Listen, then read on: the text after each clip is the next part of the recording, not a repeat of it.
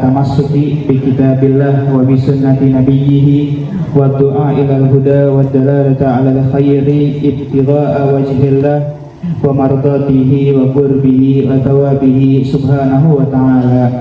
Alhamdulillah, kita aturkan puji dan syukur kepada Allah subhanahu wa ta'ala atas nikmatnya yang begitu banyak, nikmat sehat walafiat, nikmat panjang umur, nikmat waktu yang luang, nikmat taufik dan hidayah, sehingga Allah memudahkan langkah kaki kita, menyentuh hati kita untuk dapat berkumpul bersama-sama mengkaji ilmu agama yang diturunkan Allah kepada Nabi besar Muhammad SAW. Mudah-mudahan perkumpulan yang seperti ini akan menghasilkan perkumpulan juga nanti di surga. Dikarenakan apa Rasul SAW bersabda, apa Allah bilang dalam hadis qudsi, wajabat mahabbati, kata Allah Subhanahu wa taala, layak orang tersebut berhak untuk mendapatkan kecintaanku, kata Allah Subhanahu wa taala. Untuk siapa ya Allah? Lil mutahabbina fiyya wal mutajalisina fiyya, orang yang saling mencintai karenaku dan juga orang yang duduk bersama untukku, kata Allah Subhanahu wa taala. Kita ngumpul duduk bareng atas dasar landasan takwa untuk mengkaji ilmu agama, yang mana mudah-mudahan yang kita bahas di majelis ini akan bermanfaat untuk kita. Kita dapat ilmu yang nafi', ilmu yang bermanfaat, ilmu yang bermanfaat itu yaziduka gurbatan minallahi ta'ala. Ilmu yang bermanfaat itu akan menambahkan kedekatanmu kepada Allah subhanahu wa ta'ala. Karena ma'asyiral hadirin yang dirahmati oleh Allah subhanahu wa ta'ala, alhamdulillah ya, kita pada malam hari ini iftitah ya, jadi jatuhnya ini apa? Pembukaan majelis ilmu kajian yang insya Allah kita akan membahas daripada kitab Al-Manhajus Shawi, syarahnya usul Thariqatus Sadah Al-Ba'alawi. Manhajus Shawi, kalau mau diartikan Manhajus Shawi itu artinya kurang lebih adalah jalan yang lurus, yang mana di dalam kitab ini mu'allif atau pengarangnya Al-Habib Zain bin Ibrahim bin Sumaid hafizahullah ta'ala mata'anallah bitul hayatihi, beliau menjabarkan mensyarahkan daripada tariqahnya As-Sadah Al-Ba'alawi yang bermuara kepada 5 poin asas, yang mana ini adalah perkataan daripada Al-Imam Ahmad bin Zain Al-Habsyi. Beliau itu siapa? Yang tinggal di Hautah, yang ngarang kitab Risalatul Jami'ah. Beliau adalah salah satu murid unggulannya Sayyidina Al-Imam Habib Abdullah bin Alawi bin Muhammad Al-Haddad, muridnya Imam Al-Haddad. Bahkan Imam Haddad pernah bilang, sekarang anak kalaupun meninggal udah tenang. Kenapa tenang? Karena udah ada khalifahnya, sudah ada yang penerusnya, yakni Al-Habib Ahmad bin Zain Al-Habsyi. Itu beliau menyebutkan semuanya Thariqah Alawiyin ini bermuara kepada 5 poin. Poin yang pertama adalah ilmu agama, dan yang kedua adalah al-amal, mengamalkan ilmu yang telah dipelajari. Orang kalau kagak belajar ilmu, apa yang mau diamalin? Bahkan ulama bilang al-ilmu bila amal as-sajari bila tamar. Ilmu yang kalau kagak diamalin, cuma dia ngerti doang, belajar doang, tapi kagak dipraktekin, bagaikan pohon yang tidak berbuah.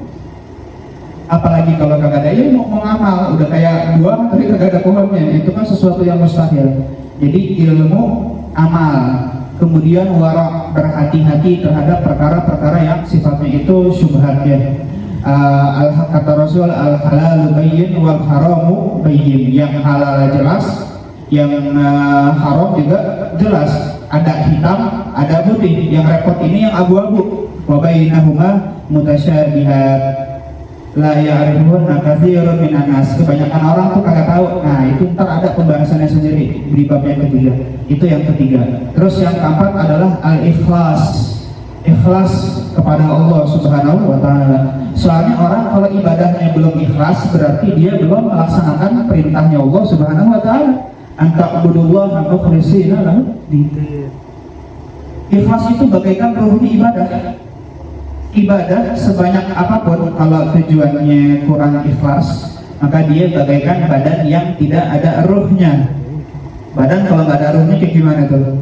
Bangkai. Badan kalau nggak ada ruhnya, jenazah, mayit. Ibadah kalau kagak ada ikhlasnya, mayit, bangkai, kagak ada hakikatnya, cuman gambar, bukan asli. Kita kan kagak bisa cuma ngandelin gambar, bukan yang asli. Misalkan lagi aus nih, aus banget, dikasih gambar es buah, hilang nggak ausnya? Kagak hilang, malah ausnya makin nambah. Kenapa? Karena cuma gambar. Kita hafal, nah sama ilmu juga kayak gitu, amalan juga seperti itu. Ada yang gambar, ada yang asli. Tanpa ikhlas maka semuanya cuma gambar. Atau ente bikin majelis yang hadir 5 juta orang, 5 juta orang viral senasional, jalanan macet, tapi kalau tujuannya kagak ikhlas, ya berapa banyak amalan yang besar kecil gara-gara niatnya salah, nggak ada nilai di mata Allah. Tapi berapa banyak amalan dia itu kecil sebenarnya secara zahir, minahiyatul zahir, tapi karena niatnya betul, karena niatnya benar, maka itu besar di mata Allah Subhanahu wa taala. Ikhlas itu ntar ada pembahasannya masing-masing. Sama yang terakhir al-khawf, takut kepada Allah Subhanahu wa taala. Takut ini konotasinya nggak harus selalu sesuatu yang menyeramkan, malah bisa diartikan sesuatu yang indah. Tahu nggak takutnya para ulama kepada Allah itu dari sisi apa? Salah satunya mereka takut kehilangan pandangannya Allah Subhanahu wa taala. Mereka takut kehilangan ridhonya Allah Subhanahu wa taala. Mereka takut kehilangan kasih sayangnya Allah Subhanahu wa taala. Sehingga makna takut di sini adalah takut sesuatu yang indah. Dikarenakan jika dia mengerjakan sesuatu yang dilarang oleh Allah, maka dia bisa terhalang daripada rahmatnya Allah Subhanahu wa taala.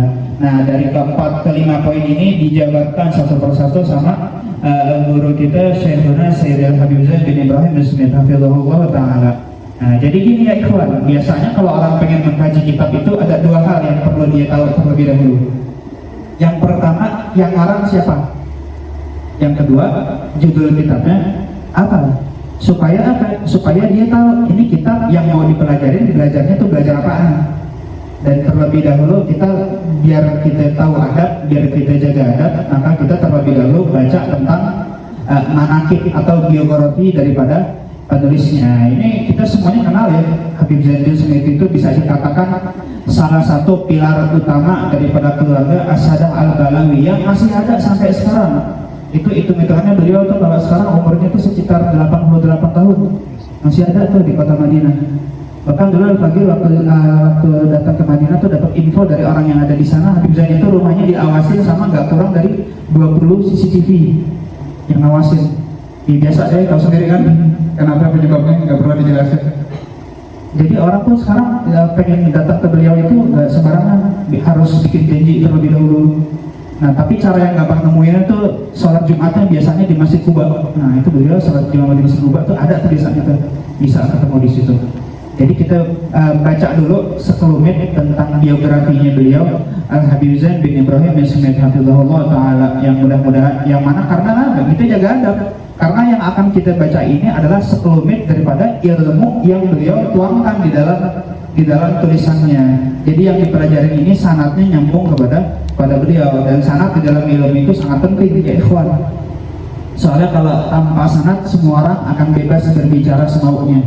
Terkatakan ya Imam Muhammad bin Sirin dan juga yang lain, banyak ulama yang bilang apa, inna hadzal ilmu dinun fa'khudhu aman ta'khuduna dinakum. Ilmu ini adalah agama, maka kalian harus teliti betul ngambil agama dapatnya dari mana. Jadi kita baca dulu ya, beliau adalah al-alamah al-muhaqqiq al-faqih. Kalau udah disandingkan nama al-alamah berarti sudah level keulamaan itu sudah sangat tinggi. Muhaqqiq yang tahqiq, bukan apa, yang sangat mendalami di dalam ilmu-ilmu syariat. Al-faqih, al-abid, orang yang ahli fikih.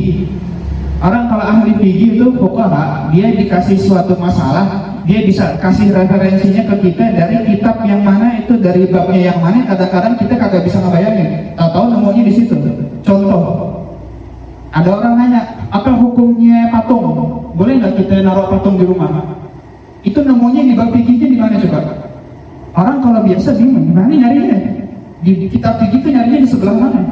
Ternyata ketemunya di bab walimah, di bab nikah ternyata di situ. Di situ dibahas bagaimana kalau ada pesta pernikahan, tapi pelanggaran syariatnya ada di situ. Apakah kita tetap wajib hadir atau enggak? Di situ dibahas salah satu kemungkarannya ada. Ya di acara ada patung, dari situ patung dijabarin secara mendetail. Ketemunya di situ. Faqih itu bisa tahu, dijabarkan suatu permasalahan, dia bisa tahu letaknya itu ada di mana. Udah betul-betul di luar kepala, udah melekat di dalam benaknya. Yaitu beliau nih pengarang kitab juga salah satu seseorang yang faqih, levelnya itu sudah mufti ya, bukan ulama kaleng-kaleng. Beliau adalah ulama besar. Al-abid, orang yang ahli ibadah. Az-zahid, yang gak ada cinta sama dunianya, barang sedikit gak ada, gak pernah meleng, gak pernah pengen dipuji orang, gak pernah ngarepin imbalan dari orang. Ngarang kitab bukan supaya dipuji sebagai seorang pengarang kitab atau nanti bernilai ada komisinya ngarang kitab, kagak ada. Al-zahid, orang yang sangat zuhud, ahli ibadah.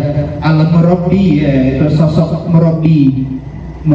Ustadz banyak, murabbi jarang. Nyarinya itu harus sangat sulit, bahkan harus selektif. Di antara syarat murabbi itu yang pertama adalah mutabakhir fi ulumi syariah, orang yang sangat kuat, sangat paten di dalam ilmu syariat. Itu baru syarat yang pertama. Banyak syaratnya, ntar kapan-kapan kita bahas.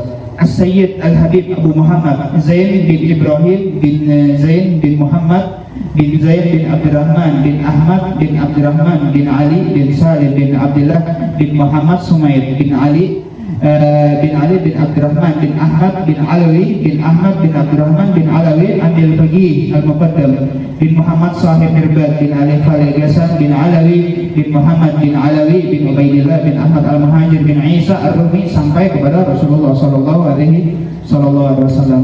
Dari jalurnya itu sampai ke Amal Faqih ya. Ada Amil Faqih itu namanya Al-Imam Alwi, julukannya Amil Faqih, pamannya Faqih Muqaddam, karena keluarga Ba'alawi nggak semuanya dari Faqih Muqaddam, ada juga yang dari jalur Amal Faqih. Salah satunya tuh Bangsa bin Sumed asalnya dari Amal Faqih. Terus apa lagi itu yang dari Amal Faqih? Al-Haddad, Bafaqih, Basura, dan masih banyak lagi. Ada yang dari Faqih Muqaddam, ada yang dari Amal Faqih. Imam Alwi bin Amal Faqih, pamannya Faqih Al-Muqaddam. Kuburannya nih Faqih Muqaddam di belakangnya sebelah kiri kalau nggak salah. Kalau di mana di Zambalnya. Itu beliau As-Sayyid Ahlul Bait An-Nabawi Husaini Mendiriyati Sibti Rasulullah Sallallahu Alaihi Wasallam. Beliau lahir tanggal 1357 Hijriahnya. Kalau Masehinya itu di tanggal 1936. Lahirnya di Jakarta, ternyata aslinya orang sini. Lahirnya di mana? Di Jakarta, di Indonesia.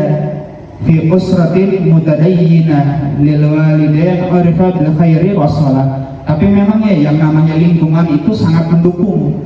Memang orang tuanya orang soleh, lingkungannya di sekitarnya orang-orang soleh. Dan beliau ini dari masih kecil ya, itu suka diajak ke majelis-majelis ilmu, ketemu sama ulama, ketemu sama orang soleh, cium tangannya, minta doanya, ambil berkahnya. Karena ulama mereka punya nadroh itu sangat kuat pengaruhnya. Makanya gak heran kita kalau baca biografinya ulama-ulama besar, ternyata dari zaman dulunya mereka biasa dibawa ke majelis-majelis ilmu. Dari masih kecil udah diajarkan untuk cinta kepada para ulama. Itu diantaranya beliau itu dibawa ke majelisnya Al-Arif Billah Al-Habib Alawi bin Muhammad Al-Haddad, Sohib Bogor, itu yang di Bogor tuh, Al-Habib Alawi bin Muhammad Al-Haddad. Dari masa kecil tuh sering dibawa ke majelisnya beliau. Jadi nadroh itu menghasilkan keberkahan di dalam dirinya beliau. Emang kayak gitu ya ikhwan. Kayak saya contohnya Habib Umar bin Hafid misalkan. Antum tahu sendiri Habib Umar sekarang kayak gimana? Ya ulama udah skalanya internasional lah. Jutaan muhibbinnya yang jadi panutan, jadi teladan, jadi murabbi. Itu dulu waktu masih kecil sering dibawa sama ayahnya beliau, Al-Habib Muhammad bin Salim bin Hafid. Dari masih kecil tuh dibawa ke majelis-majelis, dipangku, dibawa terus. Ada satu orang muridnya Habib Muhammad bilang kayak begini, Habib ini anak dibawa mulu kemana-mana. Masih kecil waktu itu kan ya. Bahkan waktu Habib Muhammad bin Salim diculik aja kan Habib Umar usianya baru 9 tahun. Ini dibawanya lagi masih kecil. Apa kata Habib Muhammad? Ente suatu saat kemana-mana bakal ngikutin dia. Ternyata tuh orang panjang umur kemana-mana sampai ngikutin Habib Umar. masih kecilnya ngalamin itu dulu ya rumah. Nadrohnya tuh kuat. Ya bakhtu man ra'ah, beruntung orang yang pernah melihat orang yang pernah melihatnya. Ada silsilah nadhariyah di situ. Muhammad bin Ahad fayahdurul maulid alladzi kana yuqimu al-habib alawi fi baitihi 'ashar yaum al-jum'ah. Jadi dia dari masih kecil sering dibawa ke majelisnya para ulama, juga sering ketemu sama Al-Imam Al-Habib Ali bin Abdurrahman Al-Habsyi alladzi kana yuqimu dhuha kulla yaumin ahad fi baitihi di Kuitang, ya Habib Ali Kuitang. Ketemu juga tuh beliau, sempat adrok, sempat ngalamin. Fa'adrakathu barakatul hudur fi tilkal majalis asy-syarifah. Jadi hadirnya di majelis-majelis tersebut itu menghasilkan keberkahan yang sangat luar biasa. Mereka itu adalah humul qaum la yashqa bihim jalisuhum. Ngumpul sama mereka tuh kagak ada ruginya. Sudah pasti untung, udah pasti apa? Udah pasti beruntung, udah pasti apa? Dapat keberkahan dari Allah Subhanahu wa taala. Baru akhirnya beliau sekitar umur tuh 14 tahun hijrah ke kota Tarim. Wa agama fi manzil walidihi fil Madinatil Mubarakah Tarim al-Banna. Beliau pun tinggal di kota Tarim di tempat ayahnya. Maka beliau pun menuntut ilmunya tuh lama di kota Tarim. Talabuhu lil ilmi wa syuyukh. Beliau di Tarim ya belajar dengan sangat banyak ulama-ulama besar, yang diantaranya beliau itu belajar di Rubat Tarim khususan ya.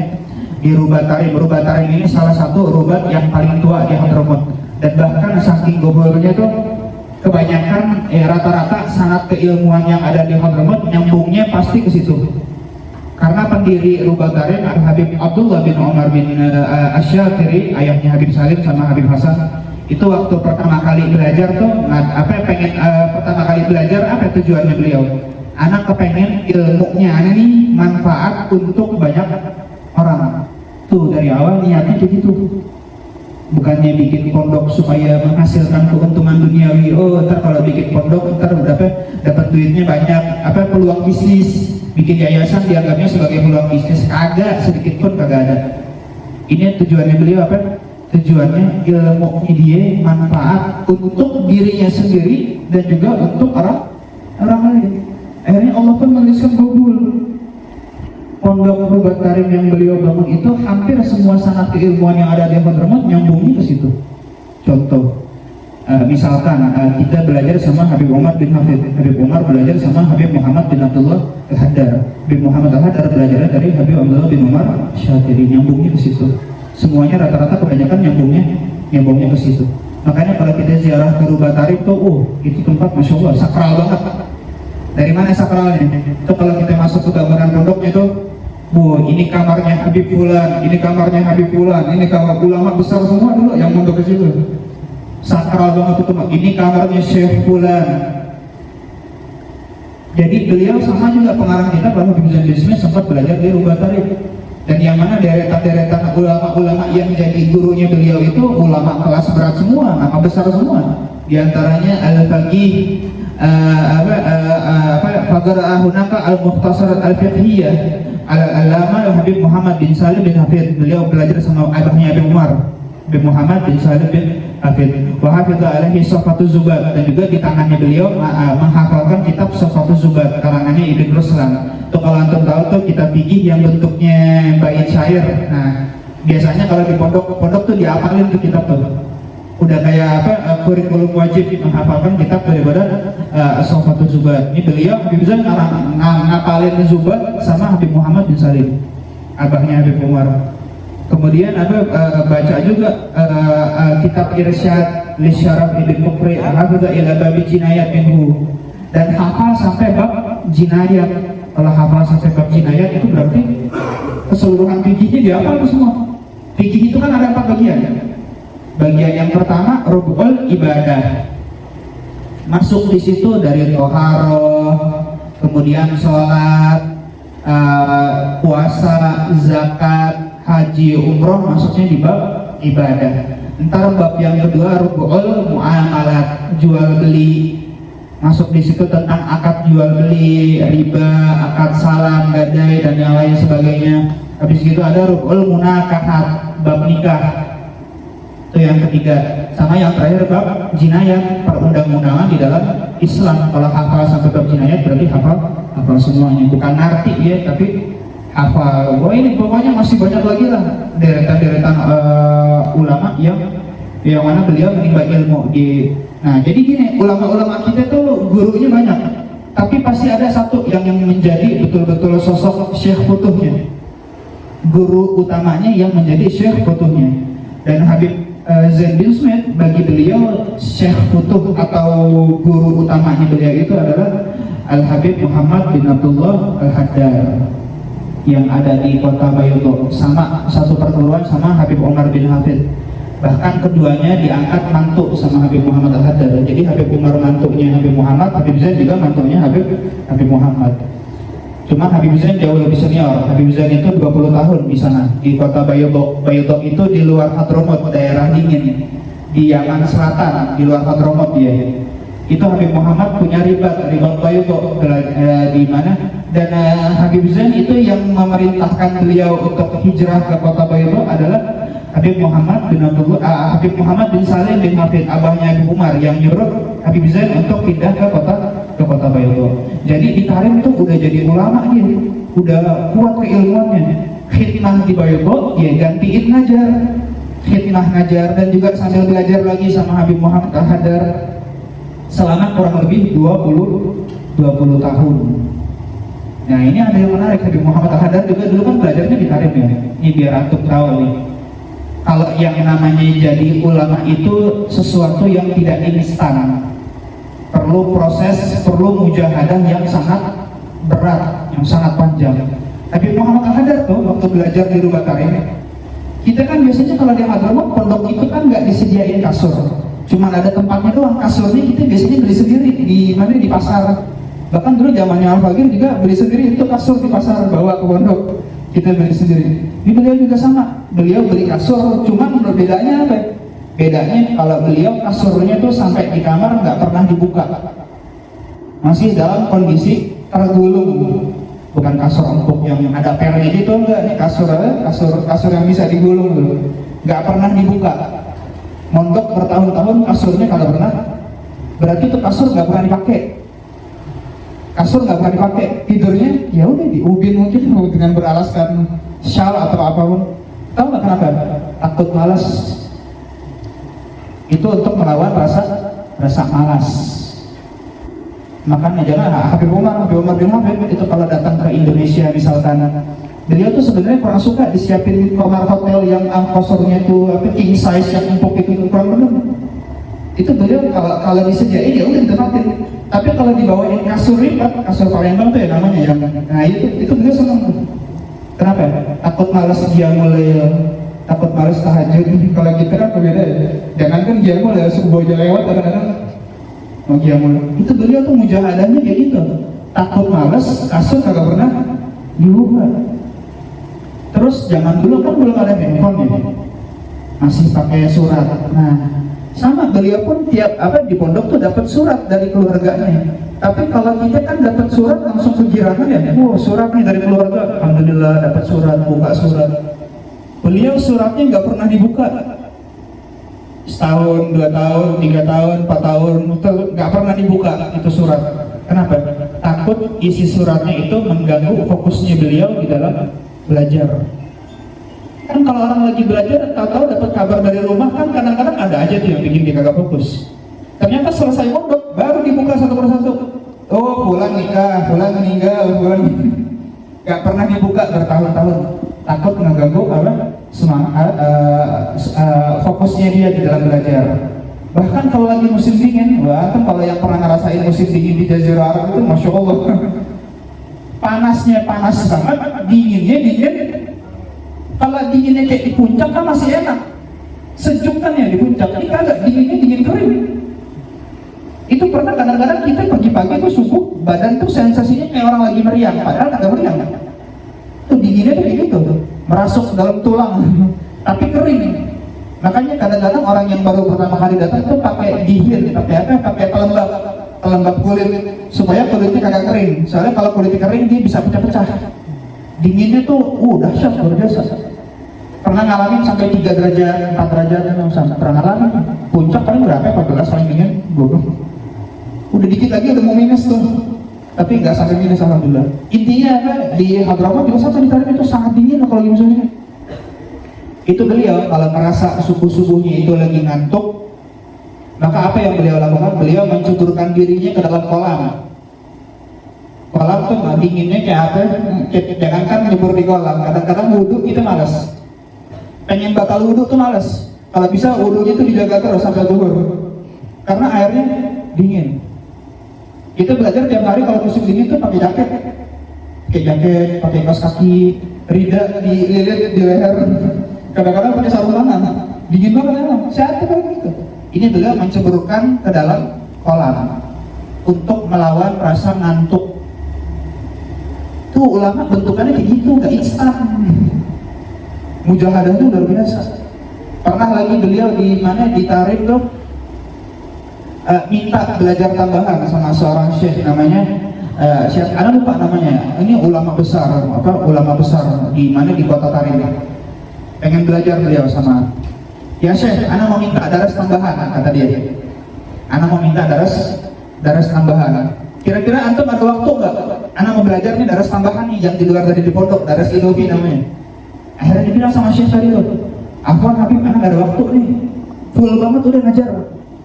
Mungkin ada waktu nih, tapi antum siap nggak? Insya Allah siap. Kok nggak kapan? Jam 2 pagi. Ana ada waktu jam 2 pagi, cuman itu waktunya, yang lain nggak ada waktu. Siap nggak? Siap. Kayak gitu belajar. Tapi ente kalau udah nyampe ke rumahannya jangan ketok pintu, takutnya ganggu keluarga udah pada tidur. Terus gimana dong? Zaman dulu kan belum ada handphone. Gini aja dah. Ntar di kata Syekh tadi nih, ntar di kakinya anak ikat pakai tali. Ntar talinya anak julurin keluar di jendela. Nanti ntar ente kalau udah datang talinya tinggal di jendela nih. Ntar anak keluar. Kayak gitu jadi cara manggilnya. Dan itu berjalan akhirnya. Belajar tuh kayak gitu. Ulama itu bentukannya tidak instan, gak kayak orang zaman sekarang. Segala pesantren kilat pakai imamah, pakai jubah, berani ngomong, udah jadi ulama instan ya. Kita pikir Indomie doang yang instan, ternyata ulama ada juga yang instan. Itu bentukan ulama tuh seperti itu. Makanya mujahadahnya beliau tuh menghasilkan. Beliau jangankan ya, kalaupun muridnya cuma 2, yang mana muridnya beliau ada banyak, kalaupun cuma 2, maka 2 ini udah lebih dari cukup. Habib Zain bin Sunnah sama Habib Umar bin Habib itu cukup, tapi murid aja banyak. Dulu awal mula proses belajarnya kayak gitu, mujahadahnya itu luar biasa. Makanya dulu kan Habib Umar bin Habib itu kan juga mantunya beliau kan ya, ditawarin sama yang ngasih pikir maunya yang Tayyib. Makanya Hubaba itu kan udah janda kan ya, dinikahkan akhirnya sama anaknya Habib Muhammad Al-Hadar yang udah janda, udah punya anak 1, Hubaba. Biasanya kan kalau orang malam pengantin itu kan ya udah deh besok libur nggak usah ngajar dulu. Habib Umar waktu itu udah ngajar soalnya, mondok 10 tahun, habis itu ngajar. Ternyata pas malam pengantin paginya subuhnya dia keluar lagi Habib Umar belajar lagi. Kata Habib Muhammad, ente nggak suka sama anak-anaknya? Ngapain lu kemari? Udah santai dulu, istirahat, namanya juga baru nikah nih. Kata malam pengantin paginya udah daras. Kalau kita kan agak lupa dunia. Kalau waktu lu 3 hari nggak ada yang bisa ganggu tuh, 3 hari tuh udah di kontak susah, mau ketemu susah, nggak ada, ntar nunggu seminggu dulu. Ini kagak, kalau kita kan gitu ya kebanyakannya. Saya ngerasa kayak gitu jadi. Makanya cerita dikit, ada Habib Abdullah bin Umar bin Yahya. Ini keponakannya Habib Abdullah bin Husain bin Thohir tuh, yang ngarang kok di persidangan Arhamar Rahimin tuh ya, yang ngarang kitab Sulamut Tauhid. Beliau tuh paham keponakannya nih Habib Abdullah bin Yahya orangnya tuh sangat, kalau sama ilmu tuh udah lupa dunia udah. Akhirnya beliau iseng di ada kitab sama ponakannya belum pernah dilihat. Kitabnya ditaruh di mana, di atas meja gitu. Udah habis itu ditinggal. Gak lama Habib ini malah penantang nih. Dilihat ada kitab kok, mainan baru nih kalau istilahnya gitu nih. Kitab baru nih, dibuka dari awal, dibaca terus sampai pagi, ininya kagak dipegang. Lupa sama ilmu, nikmatnya mereka dengan ilmu. Makanya yang namanya ulama, aulia, orang-orang soleh, mereka itu cetakannya itu melalui proses yang panjang, proses mujahadah yang sangat panjang. Belajar itu susah, ngapal itu susah, ngulangin pelajaran lebih susah lagi, mengamalkan apa yang telah dipelajari, belum tazkiyatul anfusnya, mengangkat diri daripada penyakit-penyakit hati seperti riya, ujub, kibir dan yang lain sebagainya. Barulah setelah mereka mendapatkan ilmu yang zahir dan batin, dapat ilmu yang bermanfaat ya. Jadi bentukannya itu tidak instan sama sekali ya, ma'asyiral hadirin. Itu sangat melalui proses yang panjang. Makanya beliau pun khidmah di kota Bailo selama kurang lebih 20 tahun hingga akhirnya beliau hijrah ke kota Madinah Al-Munawwarah. Di situ beliau membangun daripada sempat ketemu sama di pembukaan daripada ribat pondok pesantrennya As-Sayyid Al-Habib Abdurrahman bin Hasan Al-Jufri di kota Madinah Al-Munawwarah. Fastaqarra bihil magam fi mahajiri jaddihi Al-Mustafa sallallahu wasallam alaihi. Berdampingan dengan Rasulullah sallallahu alaihi wasallam ya di kotanya Nabi sallallahu alaihi wasallam. Dan juga beliau pertama kali membangun ribat tersebut bersama dengan sahabat karibnya beliau yakni Al-Habib Salim bin Abdullah Asy-Syatiri, sebelum akhirnya Habib Salim kembali hijrah ke kota Tarim untuk megang daripada pondoknya. Kemudian di sini juga ada sebagian lagi ya tentang sifat-sifatnya beliau.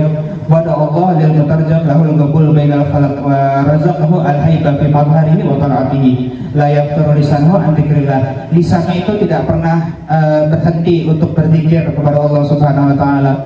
Persis kayak sabdanya Rasulullah sallallahu alaihi wasallam, la yazalu lisanuka ratban an dzikrillah. Janganlah lisan kalian itu selalu basah dengan zikir kepada Allah Subhanahu wa taala. Jadi hidupnya tuh kalau nggak ilmu zikir, ngajarin orang ibadah. Habisnya tuh untuk ilmu, untuk berzikir kepada Allah Subhanahu wa taala. Makanya beliau tuh sangat alim sampai kalau ada orang yang menanyakan suatu permasalahan ilmu sama Habib Muhammad Al-Haddar, maka Habib Muhammad tanya, kalau kata pendapat Habib Zain gimana? Oh, kalau pendapatnya Habib Zain begini dan begini. Oh, kata Habib Muhammad Al-Haddar, ya udah kalau Habib Zain udah ngomong berarti kita nggak perlu ke aneh lagi habis gitu. Udah cukup pendapatnya Habib Zain itu sudah sangat kuat untuk kita pegang. Ini nggak usah aneh lagi, udah kalau udah Habib Zain yang bilang maka itu udah pasti benar. Haibahnya luar biasa dan wala takat subhanahu tufariqu ya, dan tangannya itu nggak pernah lepas dari tasbih. Selalu bertasbih, terlalu berzikir, pakai imamah warna putih kemana-mana, labisan al-izar warida, pakai sarung sama rida, ala adati salaf di Hadramut, sebagaimana kebiasaannya para salaf yang ada di Hadramut. Kemudian kalangan kitabnya beliau ada banyak banget. Di antaranya yang pertama yang lagi kita baca, Al-Manhajus Sawi Syarahu Usuli Tariqatus Sadah Al-Ba'alawi, wa huwa kitabun hadza wa huwa ahammu mu'allafati wa anfasiha wa sayatul kalam alaihi istiqlalan. Ini bahkan bisa dianggap kitab yang lagi kita insyaallah akan kita kaji nanti ini salah satu kitabnya beliau yang paling penting yang beliau karang yakni tentang tariqahnya As-Sadah Al-Ba'alawi. Kemudian ada lagi kitab Fuyudatur Rabbaniyah min Asas As-Sadah Alawiyah. Kemudian ada lagi Futuhatul Aliyah fi Khatbatul Imbariyah juz'iyah. Kemudian syarah hadis Jibril bersama Hidayatul Talibin fi Bayan Mahimmatuddin. Beliau mensyarahkan tentang hadis Jibril itu ya. Tentang hadis Jibril itu yang Jibril nyamar jadi manusia datang kepada Rasulullah sallallahu alaihi wasallam. Itu kata Sayyidina Umar, nih orang kita kagak kenal, datangnya pasti dari jauh, tapi la yurafihi atharus safar, tapi gak kelihatan kayak orang yang habis menempuh perjalanan jauh, rapih banget gitu. Kan biasanya kalau orang jauh itu kan kelihatannya pengembara gitu. Ini kagak, tapi kita nggak ada yang kenal. Bajunya serba putih, mukanya ganteng banget. Datang kita kagak ada yang kenal.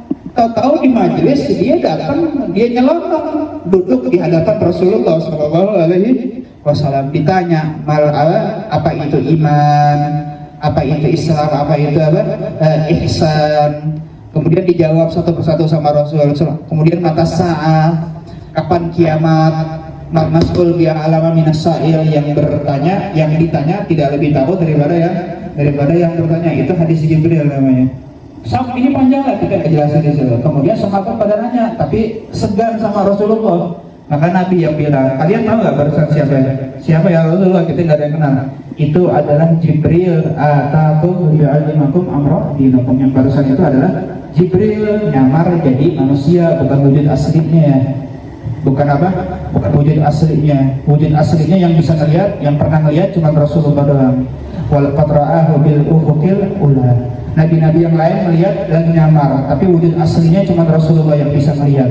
2 kali, yang pertama waktu turun surat Mudaththir, yang kedua waktu Isra dan Mi'raj. Itu betul-betul dia nampak, Rasulullah nampak Jibril dengan wujudnya yang asli, yang disebutkannya sangat-sangat besar, sampai kursinya aja tuh baina sama wal ard, antara langit sama bumi, kursinya doang, belum gimana yang tutup, yang mana sayapnya itu membentang antara timur sama barat, sangat besar. Habib Zain itu punya karangan kitab yang membahas tentang hadis Jibril. Tapi kita bukan di situ pembahasannya. Kemudian ada lagi kitab Al-Ajwibatul Ghaliyah fi Aqidatil Firaqan Najiyah fi Raddi ala Syubhil Mukhalifin. Nah, ini kitab tipis tapi enak tuh di situ tuh. Isinya ada bantahan-bantahan untuk orang yang bilang maulid itu bid'ah, tahlilan itu bid'ah, kirim Fatihah itu kagak nyampe. Ini beliau di situ disebutkan dalil-dalil bantahan yang buat untuk menguatkan akidah kita Ahlus Sunnah wal Jamaah. Bukannya buat ngedebat, bukan, jangan. Ntar sok-sokan aja habis belajar ketawa udah semangat pengen ngedebat orang. Ada, ngapain? Gak manfaat.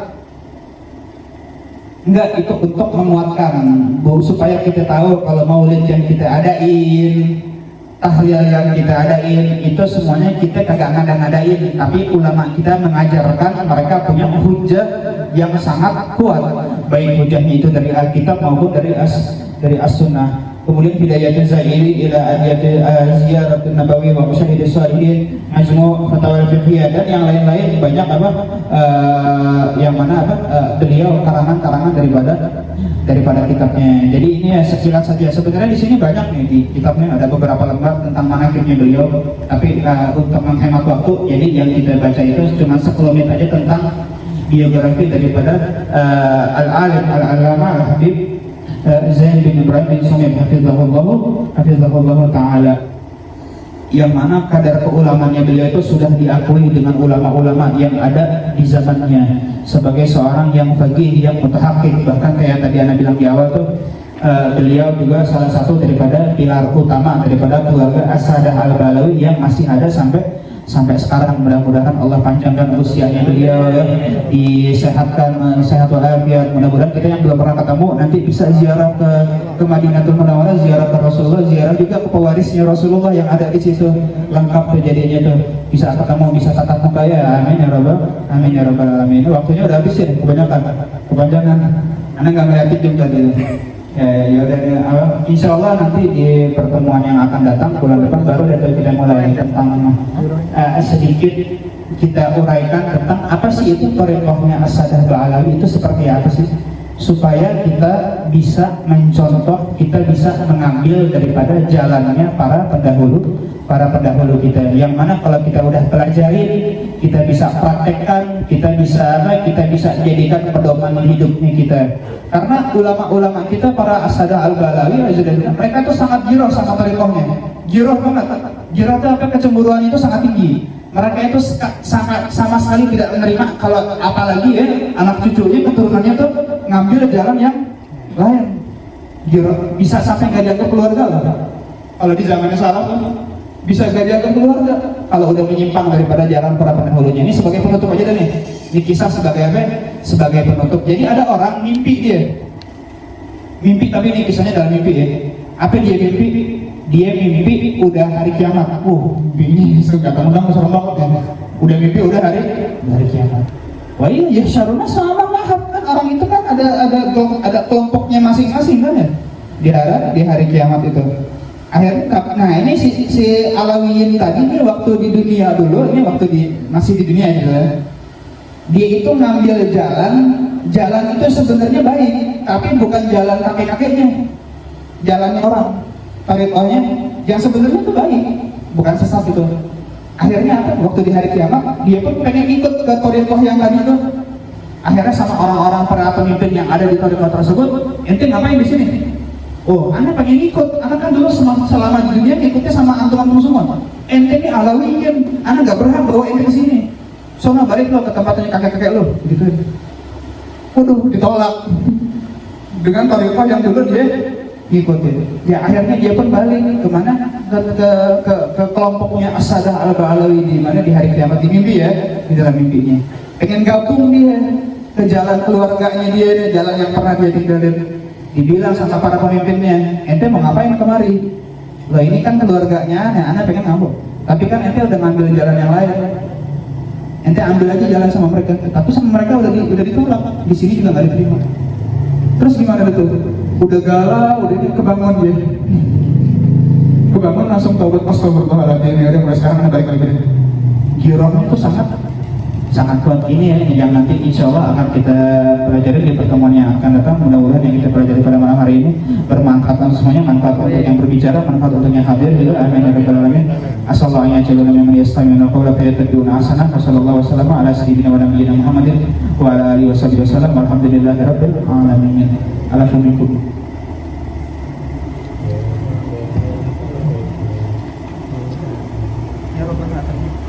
Rabbana tarafna bi'annana tarafna wa annana asrafna ala ladha asrafna fatub alaina tauba tafsir li kulli hawba wastur lana awrati wa amini rawati wa firli walidina rabbi wa mauludina wal-iwani wasairil ilahi wa kulli mahabba al-birratin al-sohba wal muslimina ajma amin ya rabbi asma fadal wujuda manna la istisali minna bil mustafa rasulih maqabi kulli sulih bil mustafa rasulih alaihi anta habib wa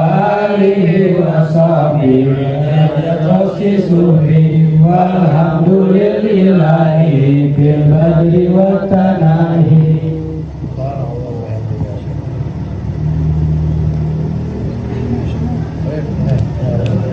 Babon